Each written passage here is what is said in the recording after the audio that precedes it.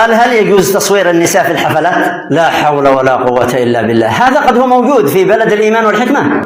حسبنا الله ونعم الوكيل، حسبنا الله ونعم الوكيل، لا حول ولا قوة إلا بالله. أين ستذهب هذه الصور؟ صور النساء قد يعني تذهب هنا تذهب هناك، تنتشر، تضيع الذاكرة، يضيع الجوال. فلانة من النساء تعطي الصور لزوجها وزوجها يبث هنا أو هناك.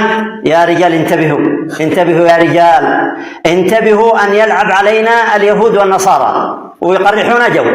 انتبهوا أن يلعب علينا أعداء الإسلام ويفسدوا علينا نساءنا وأبناءنا وبناتنا.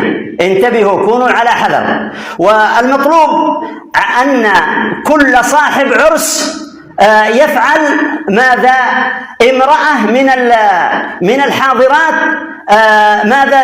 تفتش النساء، فلا تدخل امرأة إلى مكان العرس معها جوال أبدا أبدا، ولا يسمح لها ماذا؟ أن تصور النساء أو تصور العروسة أو تصور الحفلة أو ما شابه ذلك. فلا تأمنوا ماذا؟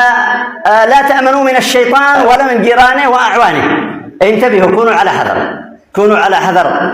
فالنبي عليه الصلاة والسلام يقول كما في الصحيحين عن ابن مسعود: أشد الناس عذابا يوم القيامة المصورون. فاحذروا حفظكم الله، وحافظوا على النساء، حافظوا على البنات، حافظوا على الشابات، وانتبهوا من هذه الدهاليز الخطيرة والمزالق التي ربما ما نشعر إلا والمجتمع قد فسد والناس قد انحرفوا وخربوا، والصور ربما تنتشر هنا وتنتشر هناك، وبعد يا عيباه يا فضيحته أين تودي وجهك لما يقول لك هذه صورة فلانة من محارمك، هذه صورة البنت، هذه صورة مرة فلان، وين نذهب بوجوهنا؟ والله إن بطن الأرض خير من ظاهرها. فانتبهوا واحذروا قبل أن يقع الفأس في الرأس.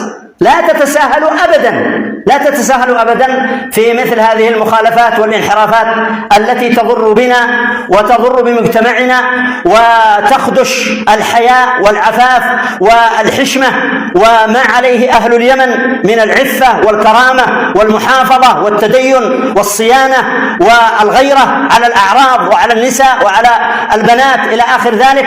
نسأل الله جل وعلا أن يحفظ نساءنا ونساء المسلمين أجمعين. نسأل الله عز وجل أن يحصنهن بالعفاف والحجاب والحياء والحشمة، إنه على كل شيء قدير، والحمد لله رب العالمين.